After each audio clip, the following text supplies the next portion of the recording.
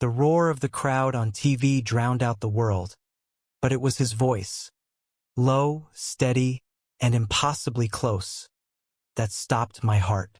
"You don't have to hide, Lucas," he said, his hand resting on my shoulder, heavy with a truth I wasn't ready to face.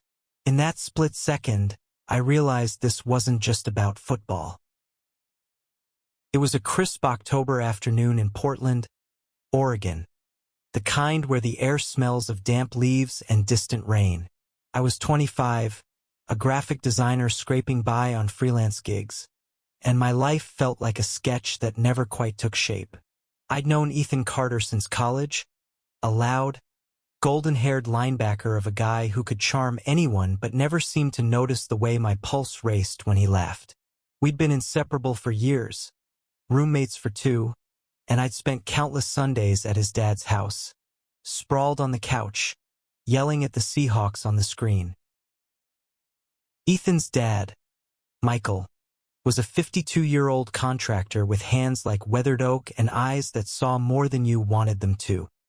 His house in the suburbs was a shrine to his past, photos of Ethan's high school games, a faded wedding picture of him and his late wife, and a worn leather recliner that smelled faintly of sawdust and whiskey.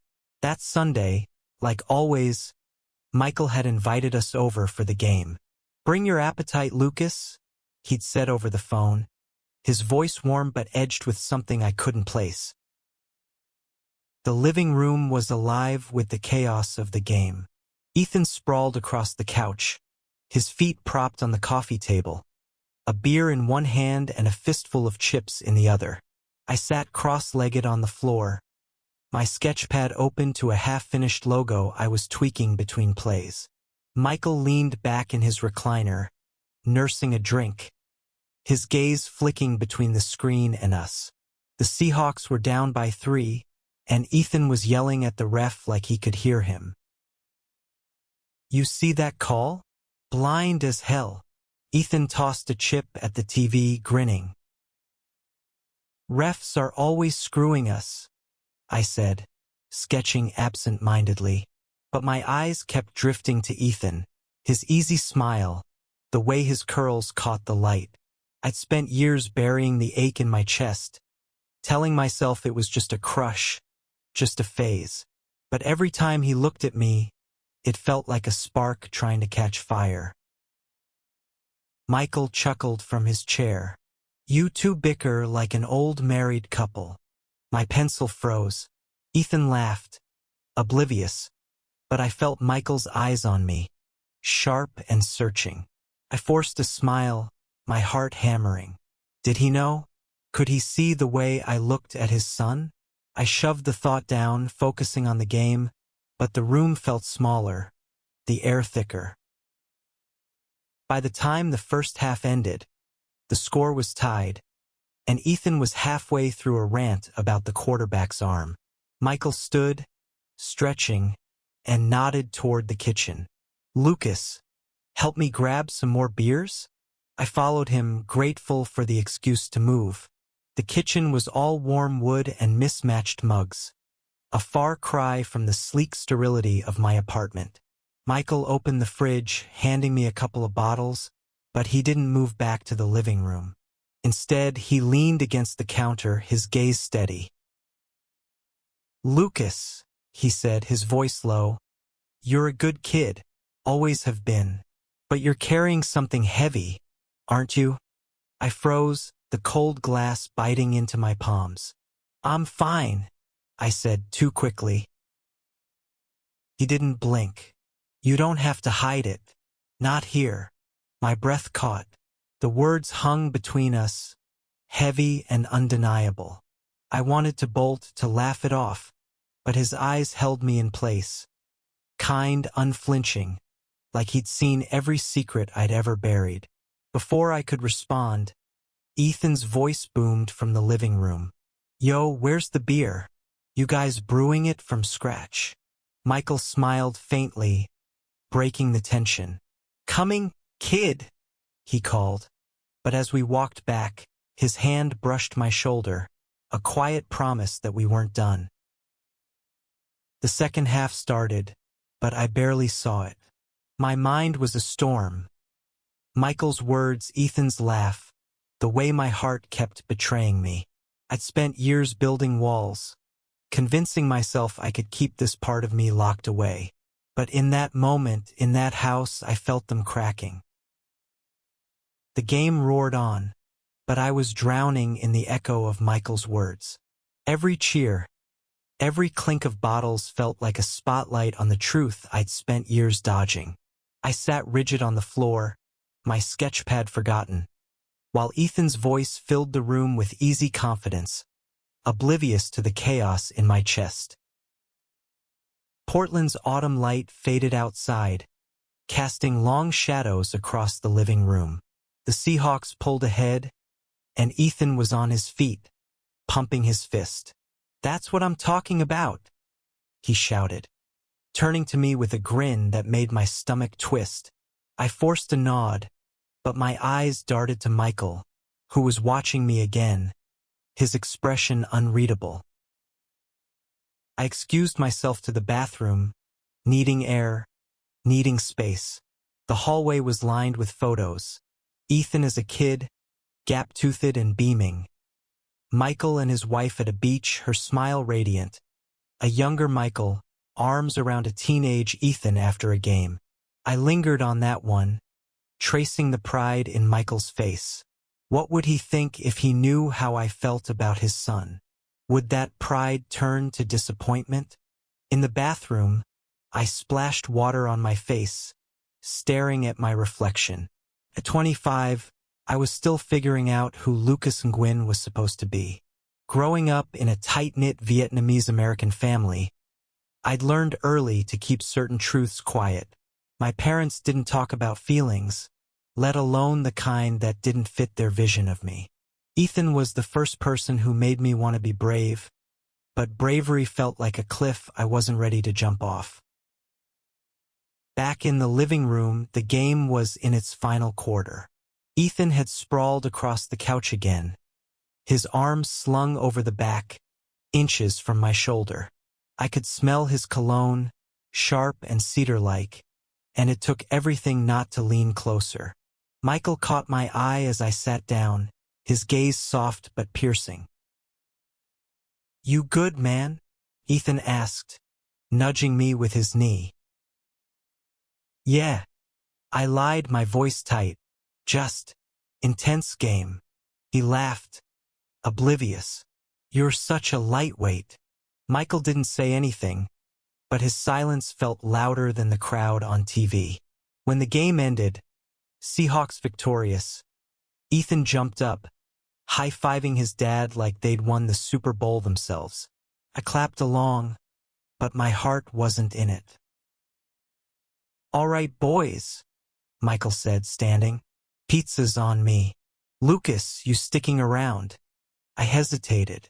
Part of me wanted to run, to escape the weight of his earlier words. But Ethan's grin, bright and unguarded, pulled me back. "Sure," I said, my voice barely steady. We ordered from a local spot, the kind with greasy slices and too much cheese. Over dinner, Ethan told stories about college, pranks we'd pulled, late-night study sessions that turned into debates about life.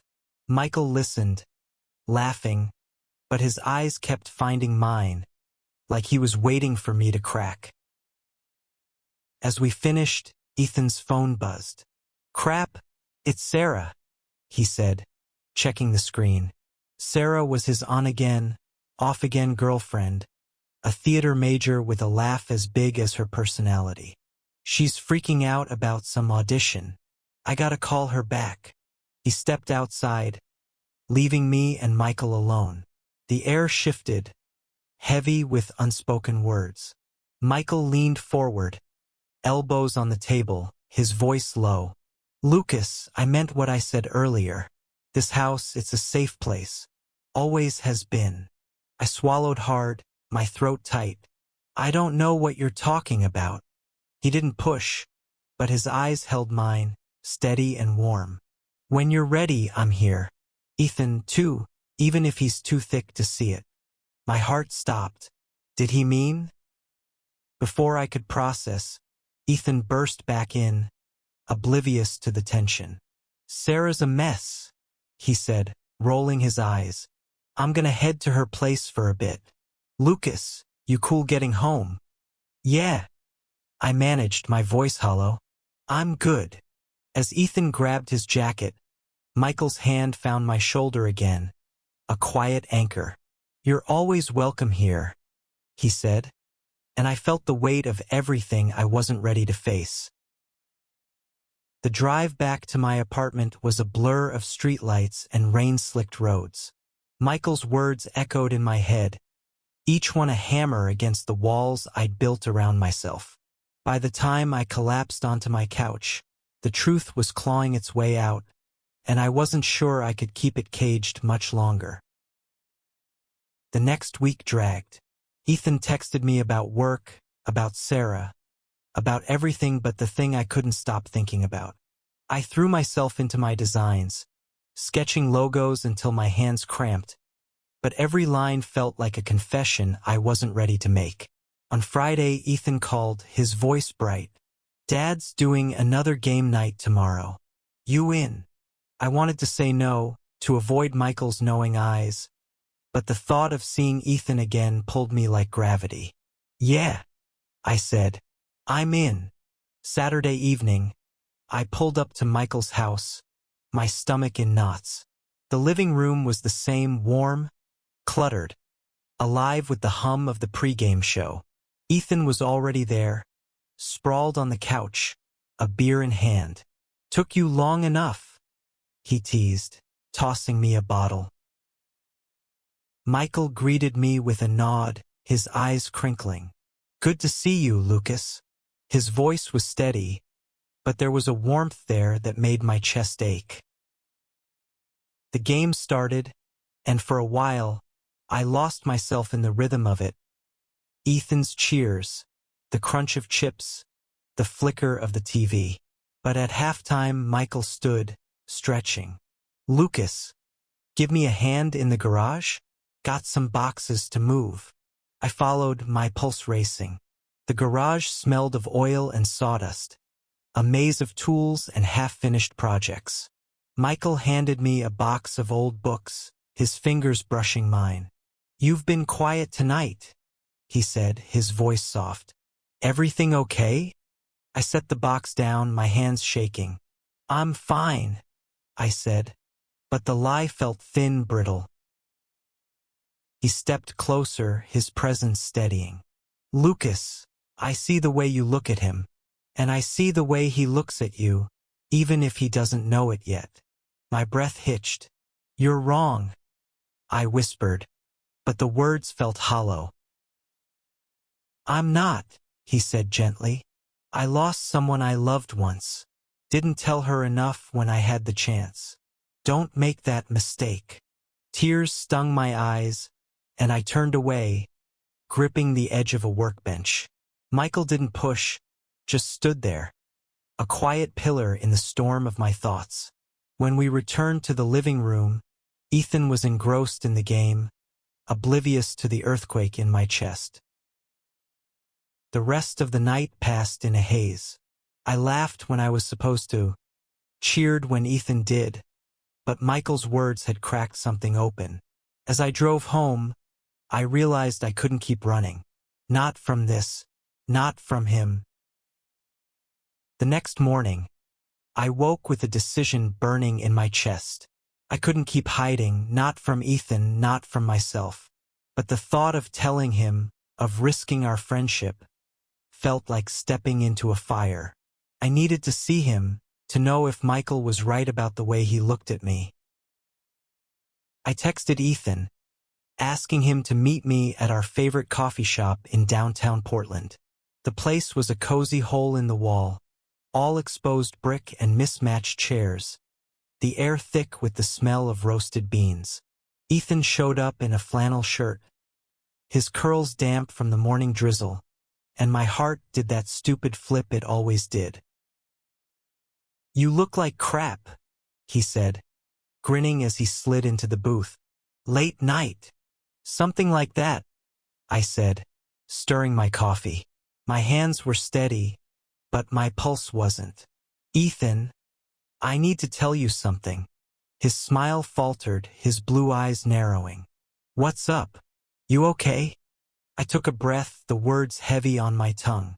I'm gay, I said, my voice barely above a whisper. And I've been in love with you for years. The world stopped. Ethan's face went blank, his hands still on the table. I braced for anger, for rejection, for the end of everything. But then his lips parted, and he let out a soft, "Oh, oh," I echoed, my heart sinking. I didn't know," he said, his voice small. "I mean, I knew you were, but not about me." The silence stretched, heavy and suffocating. I wanted to run, to take it all back, but then Ethan reached across the table, his hand covering mine. "Lucas, I don't know what to say. I don't think I'm like that, but you're my best friend. That doesn't change." Tears pricked my eyes, a mix of relief and heartbreak. "I just needed you to know," I said. He squeezed my hand, his touch warm and steady. "I'm glad you told me," he said, his voice thick. "I just need time to process."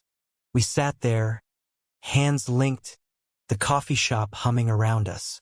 It wasn't the answer I dreamed of, but it was honest, and that was enough for now. When I got back to my apartment, my phone buzzed. A text from Michael. "Proud of you, kid. Come by any time."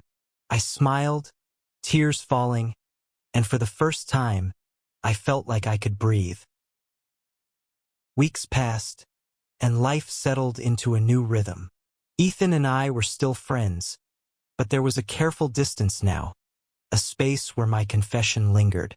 He didn't pull away, but he didn't lean in either, and I learned to live with the ache of that. One Sunday, Michael invited me back for another game. I hesitated, but something in his voice, warm, steady, pulled me back. When I arrived, Ethan was there, sprawled on the couch, his smile softer than before.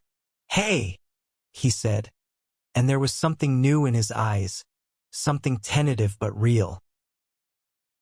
The game played on, but I barely noticed. Michael caught my eye during a commercial, nodding slightly, like he knew what I was feeling. At halftime, Ethan turned to me, his voice low. "I've been thinking about what you said," he started, his hands fidgeting. "I don't know if I'm, but I know I don't want to lose you." My heart stuttered. "You won't?" I said, my voice steady despite the storm inside. He smiled, small and unsure, but it was enough. Michael watched us, his eyes bright with something like pride. "You boys are gonna be okay," he said, and I believed him. That night, as we cleaned up the empty pizza boxes, Ethan's hand brushed mine, lingering just a moment longer than it needed to. It wasn't a promise, not yet, but it was a start. And in that moment, I realized that love wasn't just about getting what you wanted. It was about being seen, being heard, and finding the courage to show up as you are. Michael walked me to my car, his hand on my shoulder. "You did good, Lucas," he said. "You're braver than you think." I drove home under a sky full of stars, my heart full of something new. Hope, raw and fragile, but mine.